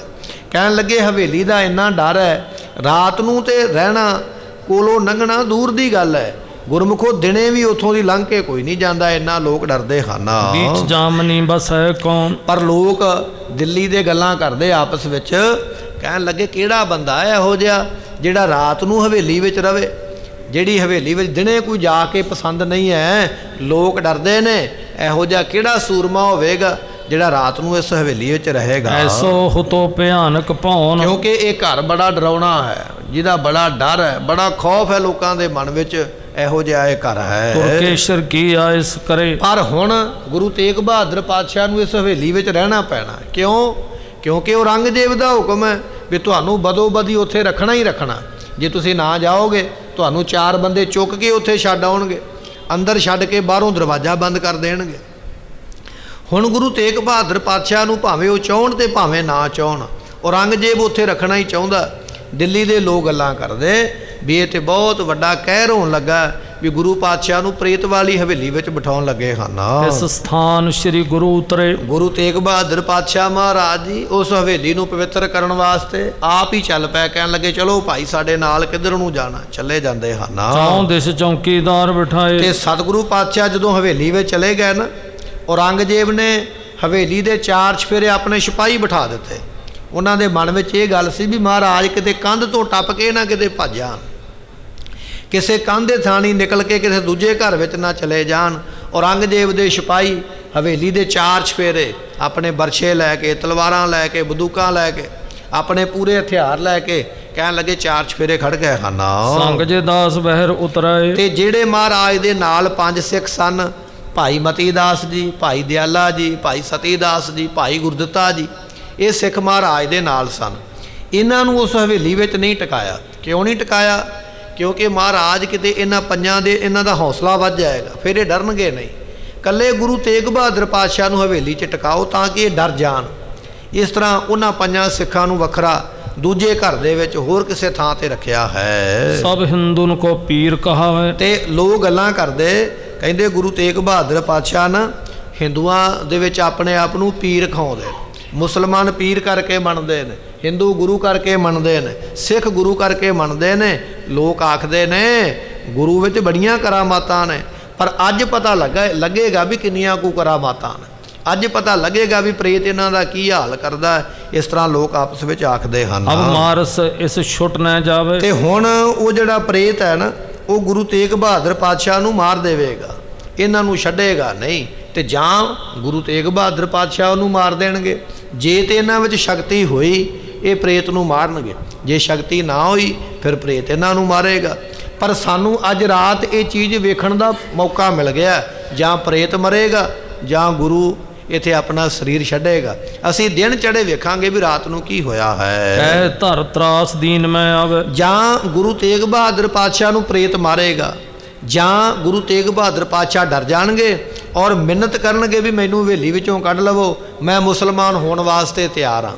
ਜਾਂ ਤੇ ਗੁਰੂ ਤੇਗ ਬਹਾਦਰ ਪਾਤਸ਼ਾਹ ਮੁਸਲਮਾਨ ਬਣ ਜਾਣਗੇ, ਜਾਂ ਫਿਰ ਇਹ ਪੀਰ ਇਹਨਾਂ ਨੂੰ, ਇਹ ਜਿਹੜਾ ਪ੍ਰੇਤ ਹੈ ਇਹਨਾਂ ਨੂੰ ਮਾਰ ਦੇਵੇਗਾ। तुर्क सकल मान खोए जावे। ਤੇ ਇਹ ਜਿਹੜੇ ਜਿੰਨੇ ਲੋਕ ਨੇ ਹਿੰਦੁਸਤਾਨ ਦੇ ਫਿਰ ਸਾਰੇ ਮੁਸਲਮਾਨ ਬਣ ਜਾਣਗੇ। ਕੇਵਲ ਇੱਕੋ ਹੀ ਨੇ ਗੁਰੂ ਤੇਗ ਬਹਾਦਰ ਪਾਤਸ਼ਾਹ ਜੀ ਜਿਹੜੇ ਇਸ ਵੇਲੇ ਹਿੰਦੂਆਂ ਦੇ ਵਾਸਤੇ ਥੰਮ ਬਣੇ ਹੋਏ ਨੇ, ਉਹਨਾਂ ਦਾ ਸਹਾਰਾ ਬਣੇ। ਔਰ ਲਿਖਤੀ ਰੂਪ ਦੇ ਵਿੱਚ ਬਾਦਸ਼ਾਹ ਨੇ ਲੈ ਲਿਆ, ਜੇ ਗੁਰੂ ਤੇਗ ਬਹਾਦਰ ਪਾਤਸ਼ਾਹ ਮੁਸਲਮਾਨ ਬਣ ਗਏ ਤੇ ਬਿਨਾਂ ਕਹਿਣ ਤੋਂ ਸਾਰੇ ਹਿੰਦੂ ਮੁਸਲਮਾਨ ਬਣਨਗੇ। ਤੇ ਜੇ ਗੁਰੂ ਤੇਗ ਬਹਾਦਰ ਪਾਤਸ਼ਾਹ ਮੁਸਲਮਾਨ ਨਾ ਬਣੇ ਫਿਰ ਕਿਸੇ ਵੀ ਹਿੰਦੂ ਨੂੰ ਜ਼ਬਰਦਸਤੀ ਮੁਸਲਮਾਨ ਨਹੀਂ ਬਣਾਇਆ ਜਾਏਗਾ। ਇਹ ਬਾਦਸ਼ਾਹ ਨੇ ਲਿਖਤ ਕੀਤੀ ਹੈ, ਇਹ ਸ਼ਰਤ ਰੱਖੀ ਹੈ। ਹੁਣ ਇਹ ਲੋਕ ਇਹ ਗੱਲਾਂ ਕਰਦੇ, ਕਹਿਣ ਲੱਗੇ ਵੀ ਜੇ ਗੁਰੂ ਤੇਗ ਬਹਾਦਰ ਪਾਤਸ਼ਾਹ ਗਏ ਡਰ ਤੇ ਬਣ ਗਏ ਮੁਸਲਮਾਨ, ਤੇ ਜਿੰਨੇ ਹਿੰਦੂ ਨੇ ਉਹਨਾਂ ਸਾਰਿਆਂ ਨੂੰ ਮੁਸਲਮਾਨ ਬਣਨਾ ਪੈਣਾ। ਫਿਰ ਹਿੰਦੁਸਤਾਨ ਤੇ ਇੱਕੋ ਹੀ ਕੌਮ ਰਹੇਗੀ ਔਰ ਰਹੇਗੀ ਮੁਸਲਮਾਨ, ਬਾਕੀ ਸਾਰਿਆਂ ਨੇ ਮੁੱਕ ਜਾਣਾ ਹੈ। बिना जतन ते विध होई। ਇਹ ਸਾਨੂੰ ਯਤਨ ਕਰਨ ਦੀ ਜਿਹੜੇ ਮੁਸਲਮਾਨ ਨੇ ਉਹ ਸੋਚਦੇ ਪਏ, ਕਹਿੰਦੇ ਅੱਗੇ ਅਸੀਂ ਇਕੱਲੇ ਬੰਦੇ ਨੂੰ ਫੜ ਕੇ ਲਿਆਉਂਦੇ ਸੀ, ਚੱਲ ਭਾਈ ਮੁਸਲਮਾਨ ਬਣ, ਅਗਲਾ ਆਖਦਾ ਮੈਂ ਨਹੀਂ ਬਣਨਾ, ਸਾਨੂੰ ਉਹਨੂੰ ਪੈਸੇ ਦੇਣੇ ਪੈਂਦੇ, ਸਾਨੂੰ ਡਰ ਦੇਣਾ ਪੈਂਦਾ। ਹੁਣ ਸਾਨੂੰ ਕੁਝ ਨਹੀਂ ਕਰਨ ਦੀ ਲੋੜ। ਗੁਰੂ ਤੇਗ ਬਹਾਦਰ ਪਾਤਸ਼ਾਹ ਨੇ ਰਾਤ ਨੂੰ ਡਰ ਜਾਣਾ, ਦਿਨੇ ਉਹਨਾਂ ਨੇ ਉੱਠ ਕੇ ਆਖਣਾ ਵੀ ਮੈਂ ਮੁਸਲਮਾਨ ਬਣਨ ਨੂੰ ਤਿਆਰ ਹਾਂ। ਗੁਰੂ ਤੇਗ ਬਹਾਦਰ ਪਾਤਸ਼ਾਹ ਮੁਸਲਮਾਨ ਬਣ ਗਏ, ਬਾਕੀ ਸਾਰਿਆਂ ਨੂੰ ਅਸੀਂ ਆਪਣੇ ਆਪ ਬਣਾ ਦੇਣਾ ਹੈ। ਮਰ ਜਾਏ ਡਰੈ ਸਭ ਕੋਈ, ਜਾਂ ਫਿਰ ਇੱਥੇ ਮਰ ਜਾਣਗੇ, ਜੇ ਮਰ ਵੀ ਗਏ ਤਾਂ ਵੀ ਸਾਰਿਆਂ ਨੇ ਡਰ ਜਾਣਾ ਹੈ। ਨੌਰੰਗ ਸਾਧ ਕਹੈ ਉਮਰਾ, ਜਿਹੜੇ ਵਜ਼ੀਰ ਨੇ ਔਰੰਗਜ਼ੇਬ ਬਾਦਸ਼ਾਹ ਨੂੰ ਇਸ ਤਰ੍ਹਾਂ ਆਖਦੇ ਹਨ। ਰਾਵਰ ਨੇ ਕੀ ਭਲੋ ਉਪਾ, ਕਹਿਣ ਲੱਗੇ ਵੀ ਬਾਦਸ਼ਾਹ ਜਿਹੜੇ ਚਾਪਲੂਸ ਨੇ ਕਹਿੰਦੇ ਬੜਾ ਚੰਗਾ ਕੀਤਾ, ਗੁਰੂ ਤੇਗ ਬਹਾਦਰ ਪਾਤਸ਼ਾਹ ਨੂੰ ਜਿਹੜਾ ਰੋਕਿਆ ਹਵੇਲੀ ਦੇ ਵਿੱਚ।